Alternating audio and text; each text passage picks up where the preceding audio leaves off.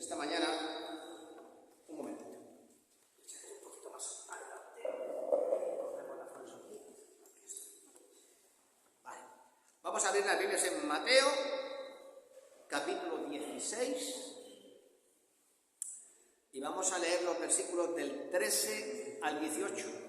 Mateo 16, 13 al 18.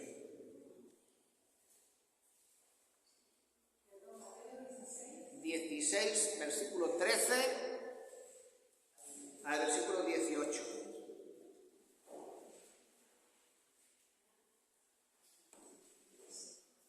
¿Estamos ahí ya? Vale, pues dice la palabra del Señor así. Viniendo Jesús a la región de Cesarea de Filipo, preguntó a sus discípulos diciendo: ¿quién dicen los hombres que es el Hijo de Hombre?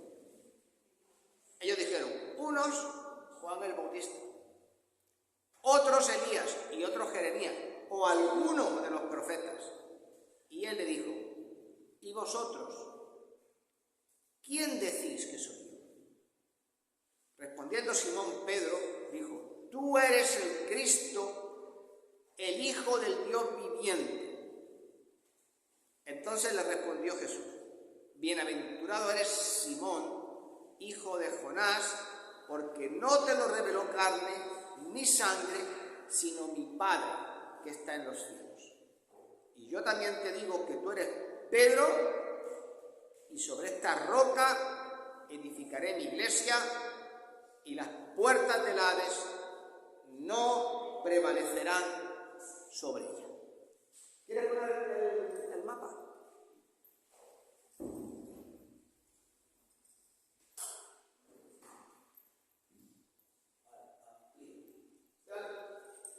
Pues como hemos leído, el pasaje este nos traslada a este momento en el que Jesús llevó a sus discípulos hasta un lugar llamado Cesarea de Filipo. Y para que nos ubiquemos, hay que bajar algo así, eso, un poco más, ahí. Eso está completamente al norte, ¿no? Completamente al norte de Israel. Es esta ciudad que está aquí. Y esto que se ve aquí, esta carrera montañosa, es el Monte Hermón.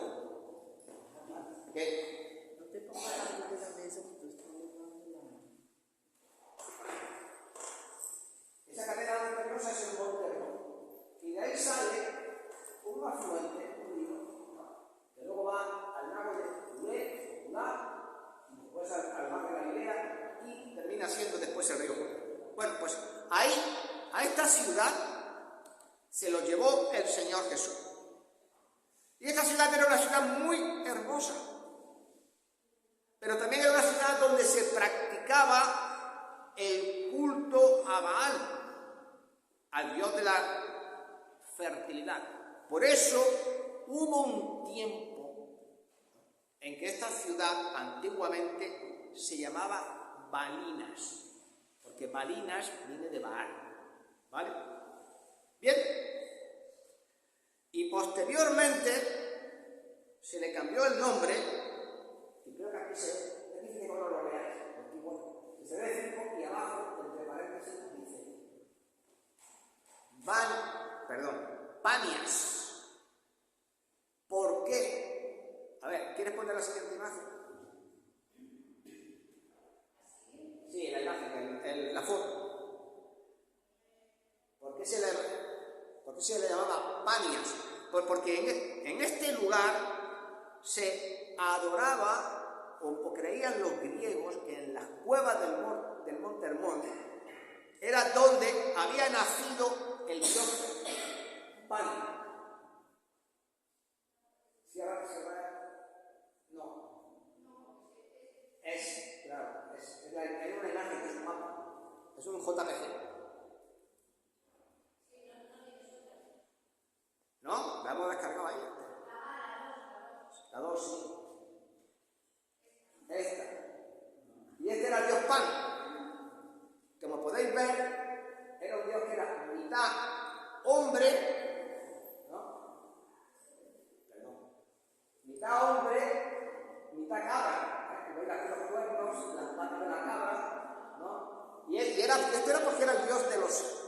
rebaños, era el dios de la ganadería y también de la naturaleza. Y luego, posteriormente, esta ciudad se le volvió a cambiar el nombre y le pusieron Banias, que sería un poco la conclusión de los dos nombres. No obstante, ¿por qué se le llamaba también a esta ciudad Cesarea de Filipo? Cesarea viene de César, como os podéis imaginar. ¿Por qué? Porque en este lugar Herodes Felipe, el hijo de Herodes el Grande, había edificado un templo en honor de César. Y entonces todos los habitantes de la ciudad tenían que ir a este lugar, al menos una vez al año, depositar incienso, y como sabéis que adoraban a César como Dios, y tenían que decir, César es el Señor. Esa es un poco la historia de la ciudad. Pues bien, uno se puede preguntar, ya puedes entenderlo, por favor, ¿por qué razón el Señor Jesús llevó a los discípulos a este lugar? Pues bien, los llevó a este lugar porque mientras allí se estaba desarrollando toda esta adoración pagana, eligió el Señor justamente este sitio para revelarse a sus discípulos. Y ahí se reveló como el Cristo. Y en Mateo 16:20 dice, mandó a sus discípulos que no dijesen a nadie que Jesús era el Cristo. Y no solamente eso, también les dijo, en el versículo 21, comenzó a declarar a sus discípulos que era necesario morir, ir a Jerusalén y padecer muchos de los ancianos, de los principales sacerdotes, de los escribas, ser muerto y resucitar al tercer día. Entonces, estando allí, en esta ciudad, el Señor Jesús le dijo les hizo una pregunta sencilla. ¿Quién dicen los hombres que es el Hijo del Hombre? Y entonces todos los discípulos le respondieron y le dijeron algunas de las ideas, ¿no?, que la gente tenía sobre él. Unos dicen que tú eres Juan Bautista, otros dicen que tú eres Elías, otros dicen que tú eres alguno de los profetas. Y entonces Jesús les hace una pregunta. ¿Y vosotros quién decís que soy yo? Porque si os dais cuenta, hermanos, al final no importa lo que los demás piensen de Jesús. Lo realmente importante es lo que tú, que estás ahí sentado, piensas de él. Y cuando Jesús hizo esta pregunta, Pedro respondió correctamente y dijo, tú eres el Cristo, el Hijo del Dios viviente. Y la respuesta de Pedro demuestra que él comprendió que Jesús era el Salvador, que Jesús era el Hijo de Dios. Y lo que Pedro creía de Jesús era evidentemente lo que todo hombre y todo creyente, ¿no?, tiene que creer. Y el día más importante de la vida de cualquier persona es cuando comprendes quién es Jesús y depositas tu fe en él. No obstante, por eso el Señor Jesús dijo, yo soy ¿qué? El camino, la verdad y la vida. Y nadie viene al Padre. Y cuando Pedro hizo esta afirmación, diciéndole que era el Cristo, Jesús le dijo, bienaventurado eres, Simón, hijo de Jonás, porque no te lo reveló ni carne ni sangre, sino mi Padre que está en los cielos. Y después de eso,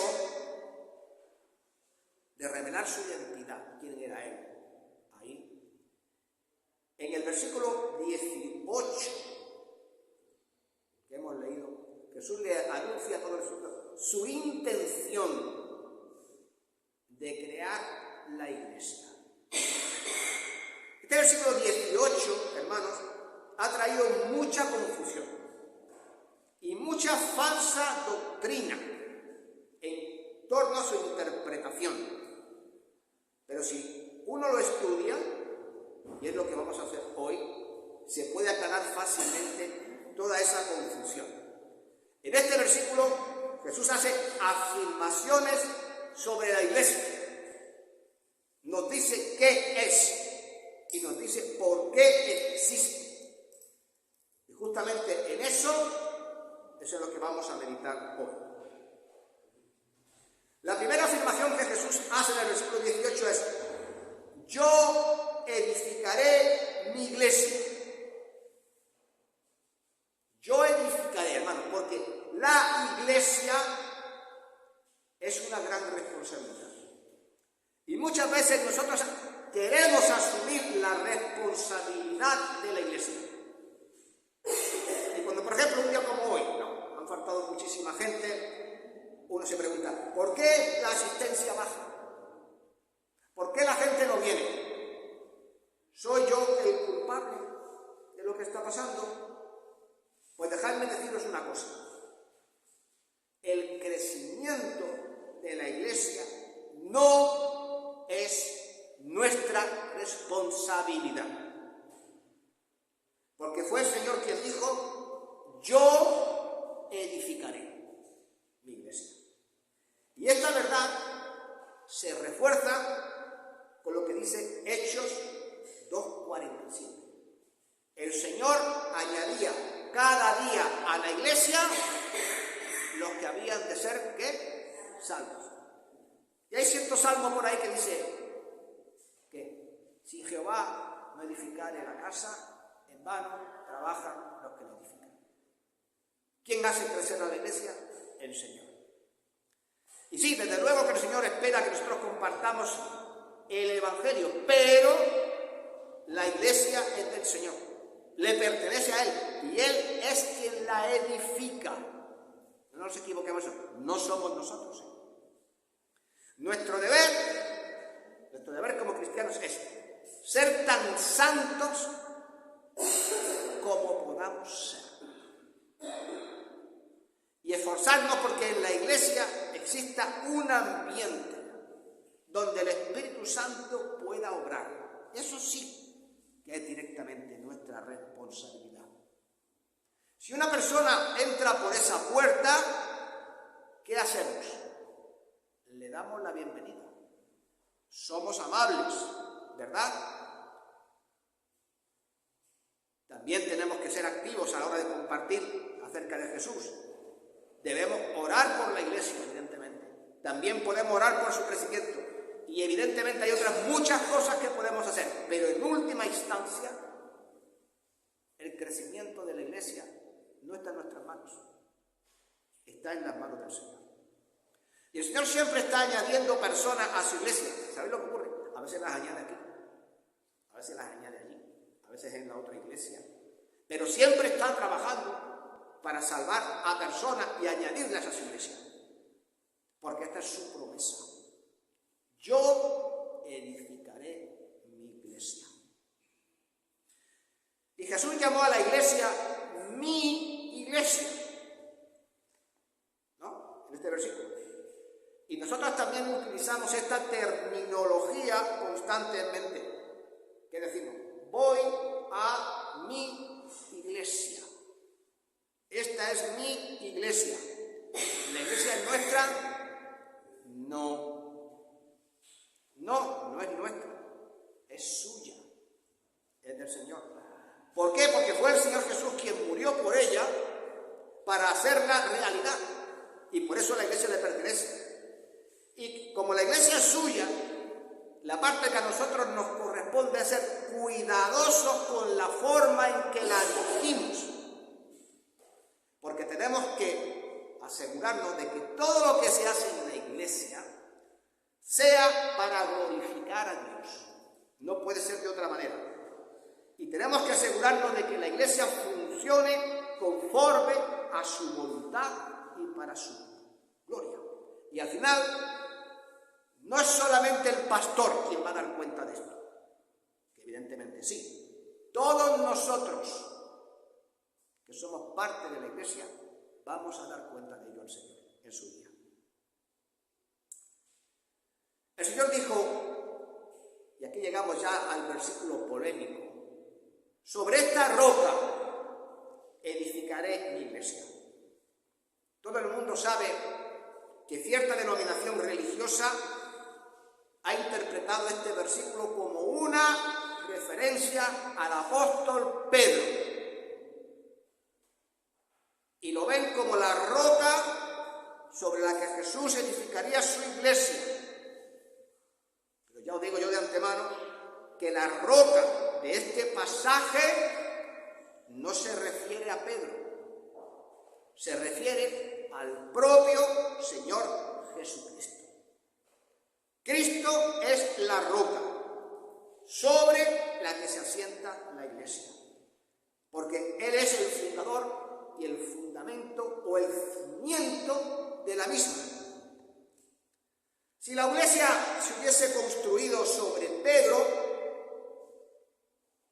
esto me recuerda el pasaje de las dos casas, una edificada sobre la roca y otra sobre la arena. Y dice que vino una tempestad, ¿verdad? Y vinieron las aguas. Y la casa que estaba sobre la arena, que dice que como lo que pasa en Valencia, ¿no? Llegó la riada y se lo llevó todo por delante. Y grande fue la ruina de aquella casa. Pero la que estaba en lo alto de la roca, como estaba en la roca, estaba firmemente cimentada, ¿no? Ahí permaneció. ¿No dice esto? Pues este me parece un pasaje muy adecuado, porque Pedro era una roca, mejor dicho una piedra, ahora explicaré por qué, sobre la arena. Pedro era un hombre muy temperamental. Sacó la espada, le cortó la oreja al siervo cuando vinieron a arrestar al Señor Jesucristo. Pero no solamente eso, ¿recordáis? Aquella misma noche dijo: Señor, aunque todos se apartaren y todos te dejaren, nunca te dejaré. Y entonces el Señor Jesús: antes de que cante el gallo, Pedro, me negarás 3 veces. Y entonces leemos en Mateo 26, 74, comenzó a maldecir y a jurar: no conozco al hombre, y enseguida cantó el gallo. Entonces Pedro se acordó de las palabras de Jesús que le había dicho: antes de que cante el gallo me negarás 3 veces, y saliendo fuera lloró amargamente. No era un hombre infalible, era un hombre completamente falible. Y posteriormente también Pedro se vio envuelto en otra controversia en la que actuaba de una manera con los creyentes judíos y de otra manera bien distinta con los creyentes que eran gentiles.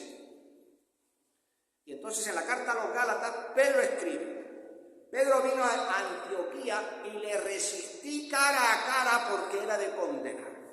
Pues antes que viniesen algunos de parte de Jacobo, de Santiago, ¿vale?, comía con los gentiles, pero después que vinieron, estos eran judíos, ¿no?, se retraía y se apartaba porque tenía miedo de los de la circuncisión. Y en su simulación participaron también otros judíos, de tal manera que aún Bernabé fue también arrastrado por la hipocresía de ellos. Pero cuando vi que no andaban rectamente conforme a la verdad del Evangelio, dije a Pedro delante de todos: si tú, siendo judío, vives como los gentiles y no como judíos, ¿por qué obligas a los gentiles a judaizar? Finalmente, como os podéis imaginar, Pedro, como todo hombre, llegó el fin de sus días, murió, y hasta el día de hoy, ¿dónde está? Muerto. En la Cripta Vaticana no se sabe. Vale, eso es lo que dice la Iglesia Católica. Ahí anda muerto. Y si la Iglesia se hubiese sustentado sobre Pedro, ¿vosotros creéis que sería esta roca fuerte y estable que la Iglesia necesita? Pedro demostró su debilidad, ¿no? Es evidente, ¿no? Y cuando Jesús le dijo: tú eres Pedro, ¿sabéis que la traducción de la palabra Pedro en griego es Petros? Y significa una piedra pequeña. Si vais a la playa, aquí no porque es de arena, me llamo Aguadú, una piedra del tamaño de un huevo, es un petros. Eso es un petros. Un guijarro. Y en definitiva, ¿Qué le estaba el Señor diciendo a Pedro? Tú eres Pedro, pequeño como una piedra. Exactamente. Y a continuación le dice, pero sobre esta roca edificaré mi iglesia. Si os dais cuenta, en castellano se pierde el significado de lo que está diciendo, pero no en griego, es un juego de palabras, porque cuando habla de la roca, habla de Petras. Y Petra, significa una gran roca que sobresale en la tierra o bien en el mar. Como por ejemplo las rocas que están en agua dulce. Cuando vas allí donde está la depuradora, toda la orilla esa, como es rocosa, ¿no? Esos peñones enormes que hay allí de roca, donde hay esos trampolines que la gente se echa al mar, de eso es de lo que está hablando, de un farallón rocoso. ¿Me entendéis? Entonces, ese es Jesús. Esa es la roca estable, inamovible, como una montaña sobre la que se asienta la iglesia. Entonces no se basa la iglesia en piedras débiles y humanas, como Pedro. La iglesia se fundamenta sobre el Señor Jesucristo. Pedro fue una piedra, pero solo una piedra de entre las muchas piedras que serían puestas sobre la roca llamada Cristo.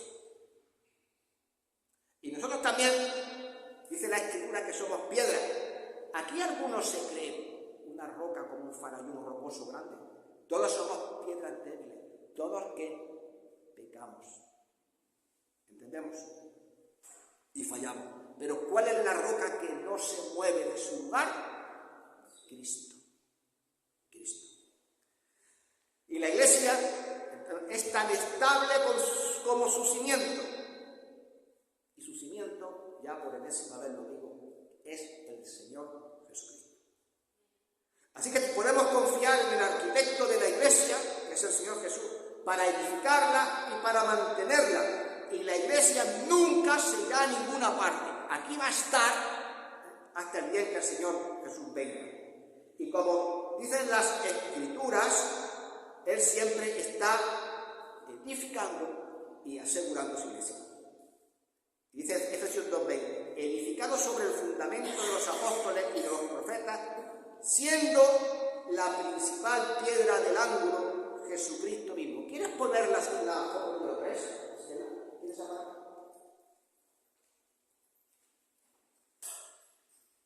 Mira, he traído esta foto, es la ruina de un arco romano. Ahí está. Porque quiero que veáis una cosa. Dice que Cristo habla como una roca. También dice que es la piedra o la roca del ángulo. Esto es un arco. Y como podéis ver, se sostiene solo. No se cae. No sé si os habéis dicho a pesar de estar formado de 1, 2, 3, 4, 5, 6, 7, 8, 9, 10, 11, 12, 13, 14, 15. Hay 15 piedras. Cada una de esas piedras se llama dovelas. La iglesia es eso. No somos dovelas. Tú juntas muchos arcos, lo que tienes una bóveda de mismo cañón. ¿No? Y se mantendría exactamente lo mismo que esto. ¿Pero por qué se mantiene? Porque hay una piedra, que se llama piedra del ángulo. En la arquitectura se le llama piedra clara. ¿Cuál es esta? Justo la que está en el centro. Para hacer un arco, primero montas el andamiaje. Vas poniendo las dovelas de un lado y del otro. Y fijaros ahí, no hay ni cemento que la mantenga. Pero en el momento que se pone la última piedra, la que está justo en medio, que tiene forma de cuña, y entra ahí, ya puedes retirar el andamiaje. ¿Y qué ocurre? El arco se mantiene por sí mismo. ¿Quién mantiene la iglesia? La piedra del ángulo. Jesucristo. Si permanece unida, es por Él. ¿Entendéis? Él la cohesiona, Él es el cimiento, Él es quien la une, como acabamos de ver en la palabra. Puede ser que te pregunte, por favor. Entonces Jesús llamó a lo que iba a edificar iglesia. Y sabéis que iglesia no es el edificio. La iglesia es eclesia, en griego es asamblea o congregación de personas. ¿Y por qué la iglesia se llama iglesia y no de otra manera? Pues porque viene también del griego, y esto lo explico, y es una palabra compuesta, la preposición ek, que significa fuera de, y el verbo kaleo, llamar. Todos nosotros hemos sido llamados fuera de, porque estábamos en el mundo, estábamos en la calle, y el Señor nos llamó a su iglesia. Por eso se llama así. ¿Entendéis? Así que todos los que aquí estamos porque hemos sido llamados por el Señor para formar parte de la iglesia en el mundo. Y hasta aquí el pasaje que hemos leído ya no nos da ninguna información más sobre la iglesia ni su carácter, pero evidentemente hay otros pasajes en el Nuevo Testamento que voy ahora a nombrar brevemente, donde sí. Entonces la Biblia muestra quiénes son quienes forman parte de la iglesia. Y vamos a ver 3 pasajes. Primero, en Hebreos 12:23 dice que la congregación de los primogénitos que están inscritos en los cielos. Toda persona que ha conocido a Jesús está inscrito en el libro de la vida y forma parte de la iglesia. Entonces la iglesia no es un edificio. Decimos, vamos a la iglesia. Decimos, vamos a la iglesia por extensión, porque la iglesia se reúne en un edificio al que también llamamos iglesia. Pero la iglesia no es el edificio, la iglesia son las personas. Lo que hace que la iglesia sea una iglesia son las personas que tiene dentro, ¿no? Así que la iglesia está formada por cada redimido sin importar dónde se encuentre. Tampoco sin importar en qué parte del mundo esté. Porque otra persona de otro lugar del mundo, como nuestro hermano Edwin, que está aquí hoy, vino ¿de dónde? Del Salvador. Y forma parte de la iglesia. Y nuestra hermana de Santo Domingo, ¿verdad? Y nuestra otra hermana de Venezuela. ¿Y usted también? ¿De Venezuela o de Colombia? De Venezuela. Y todos ellos forman parte de la iglesia del Señor. Y hoy, ahora, por las circunstancias de la vida, están aquí, pero en su momento estaban en sus respectivos países. Eran nuestros hermanos en Cristo. Y forman parte de la congregación de los primogénitos. Y si os dais cuenta, la iglesia trasciende barreras raciales, sociales, étnicas, nacionales y de cualquier otra índole. Va mucho más allá que todo eso. ¿Quiénes forman parte de la iglesia del Señor? Fijaros cómo comenzaban las cartas que escribía el apóstol Pablo. Todas comienzan de la misma manera. A la iglesia de Dios que está en Corinto, bueno, en Corinto, en Galacia, donde estuvieron. A los santificados en Cristo Jesús. En otras iglesias, en otras cartas dice, a los santos que están en la iglesia que fue, ¿no? Llamados a ser santos con todos los que en cualquier lugar invocan el nombre del Señor Jesucristo, Señor de ellos y nuestro. ¿Cómo nos llama la Biblia a los miembros de la iglesia? Agios, santos, santos. Y esa palabra significa que sagrado, consagrado a Dios. Porque fijaros bien que cuando el Señor nos llamó, nos dio un ascenso de categoría. Éramos pecadores, pero somos llamados ¿a qué?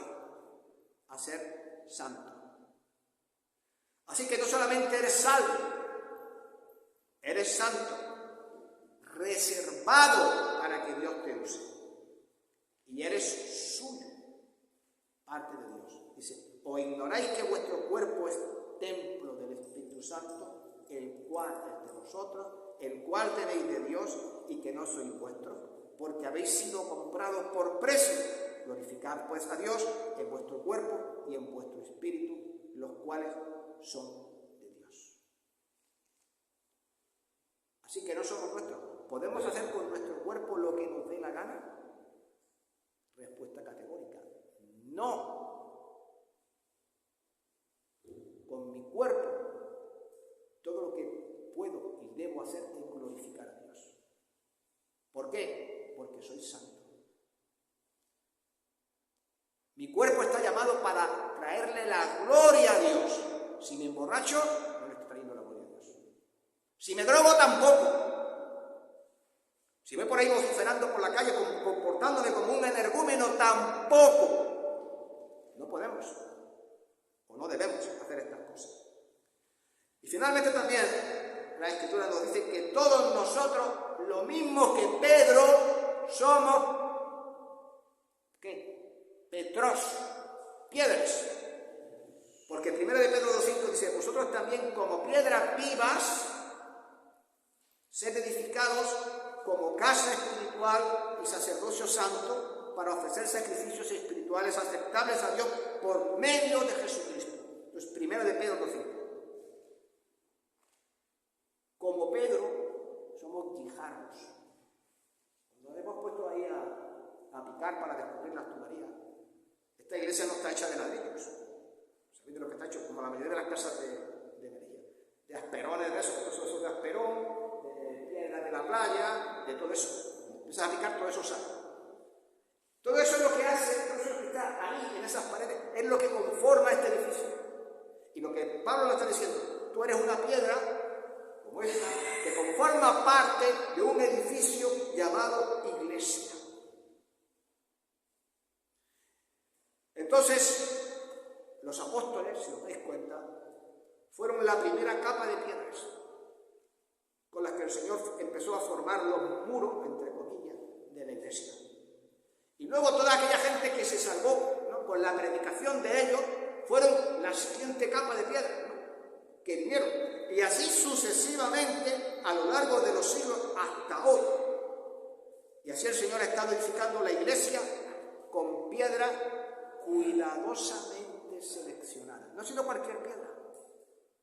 Recuerda la palabra iglesia. Ser llamado de fuera.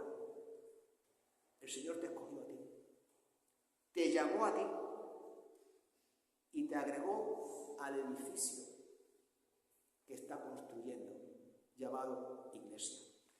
Y lo que Él pretende es usar tu vida y tu testimonio, ¿para qué? Para agregar, llamar a otras personas. Y la iglesia tiene muchas responsabilidades en este mundo. Dice la palabra del Señor, hablando de responsabilidades, en Colosenses 1:18, Él es la cabeza del cuerpo, que es la iglesia. Él que es el principio, el primogénito de los muertos, para que en todo tenga preeminencia. Entonces aquí está diciendo en el versículo que la iglesia es el cuerpo del Señor. Somos su cuerpo en el mundo. Si somos su cuerpo en el mundo, ¿es que nos dais cuenta que somos sus manos, sus brazos, sus pies, su boca?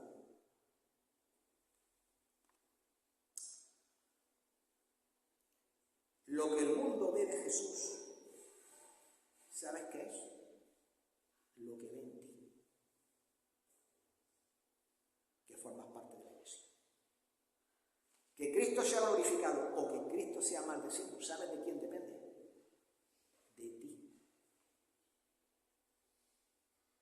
Que eres sus manos, sus pies. ¿Qué haces con las manos? ¿Qué haces con los pies? ¿Qué haces con la boca? ¿Qué haces con los ojos? ¿Entiendes? Pero nuestra misión es manifestar con todo esto a Jesús a un mundo que no le conoce. Y continúa también diciendo en 2 Corintios 5:17, dice, De modo que si alguno está en Cristo, nueva criatura es. Las cosas viejas pasaron. Aquí y aquí todas son hechas nuevas. Hay cierta persona por ahí que siempre me recalca mucho lo de la nueva criatura. Soy nueva criatura, soy nueva criatura. Pero fíjate lo que dice el versículo. Las cosas viejas pasaron. Si tu vida sigue manifestando cosas viejas, será porque no todo ha sido hecho nuevo.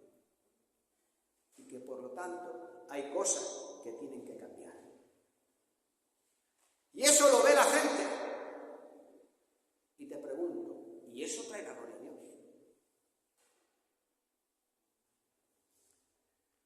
Entonces nosotros manifestamos al Señor Jesús a través de nuestras palabras y tenemos que contarle al mundo lo que Él ha hecho por ellos.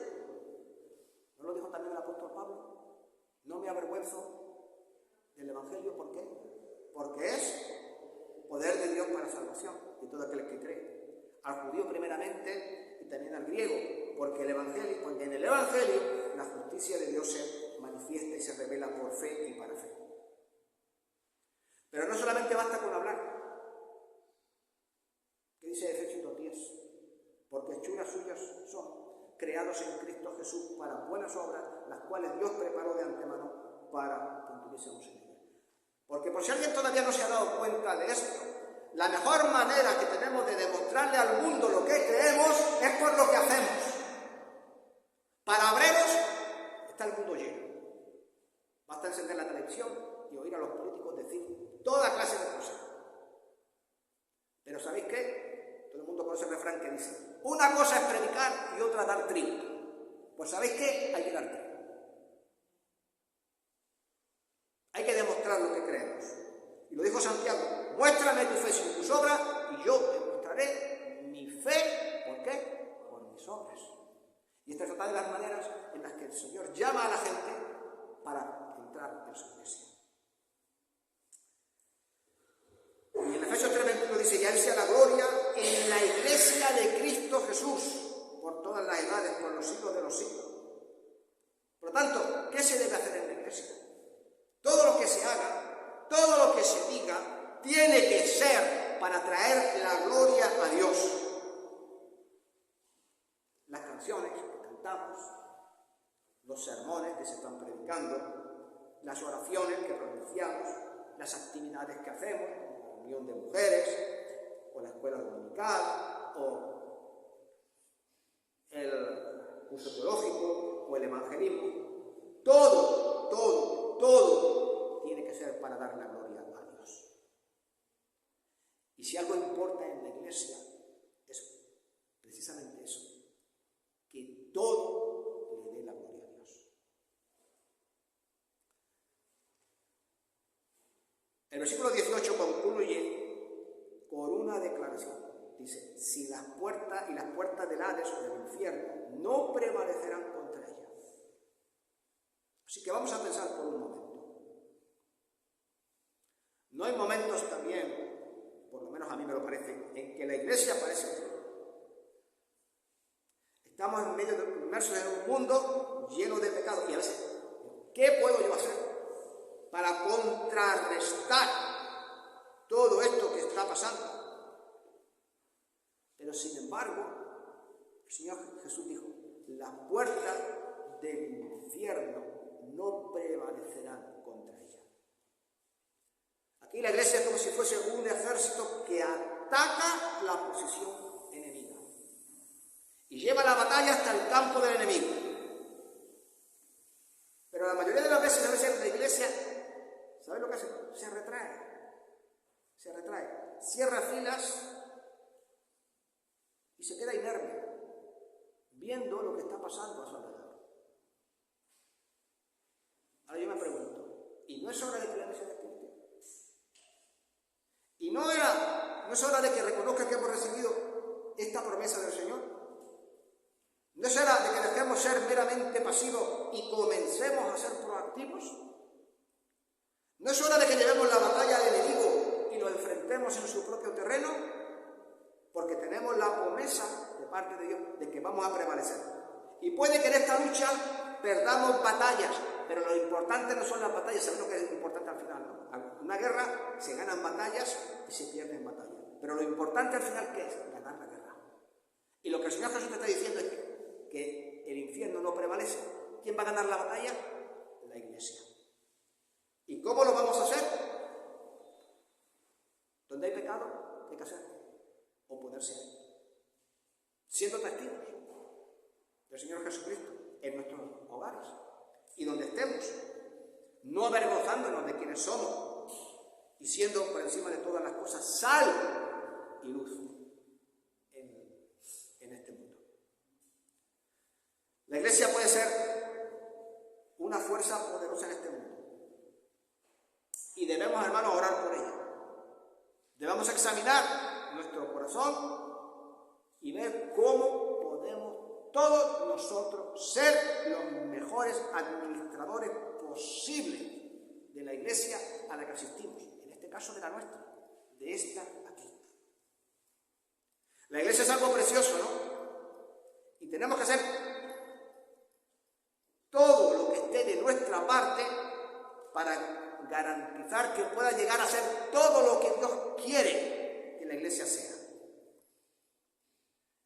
Y ahora déjame hacerte una pregunta para que todos nosotros recapacitemos. Es una pregunta personal para cada uno de vosotros. Si todos los miembros de la Iglesia fuesen como tú eres, ¿qué clase de iglesia sería esta? Eso es para pensar. ¿Sería una buena iglesia? ¿Sería una mala iglesia? ¿Sería una iglesia regular? ¿Qué pasaría? ¿Qué pasaría entonces?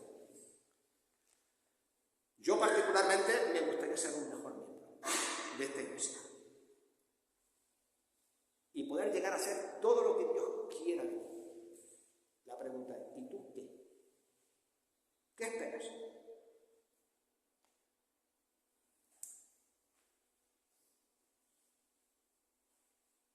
Creo que todos tenemos que unirnos para orar por nuestra iglesia. Todos tenemos que unirnos para pedirle al Señor que ayude a nuestra iglesia para estar más involucrada en esta ciudad en la que Dios nos puso.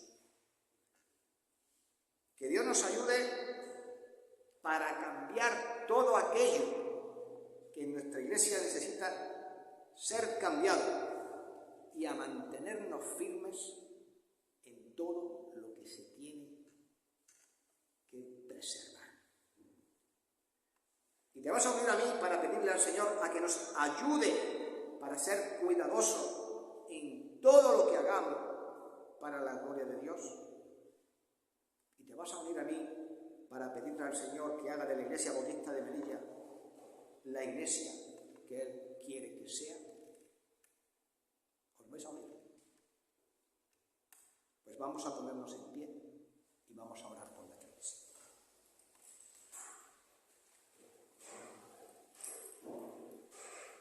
Señor, mucho hemos hablado esta mañana sobre ti y sobre tu iglesia. Esta es tu iglesia. Esta es tu congregación. Todos los que aquí estamos, Señor, somos piedras pequeñas, como Pedro. Tenemos virtudes y también tenemos defectos. Pero queremos pedirte, Señor, que podamos mejorar para ser siervos fieles, buenos administradores. Y pedirte, Señor, que nos ayudes a cambiar en cada uno de nosotros aquellas cosas que son un estorbo y nos impiden ser una piedra viva que forma parte del edificio de la iglesia para traerte a ti la gloria y la honra. Ayúdanos como iglesia en esta ciudad para ser sal y luz y anunciar tu palabra, Señor, a toda criatura. Gracias, Padre, en el nombre de Cristo, tu Hijo, nuestro Señor. Amén. Podéis sentar.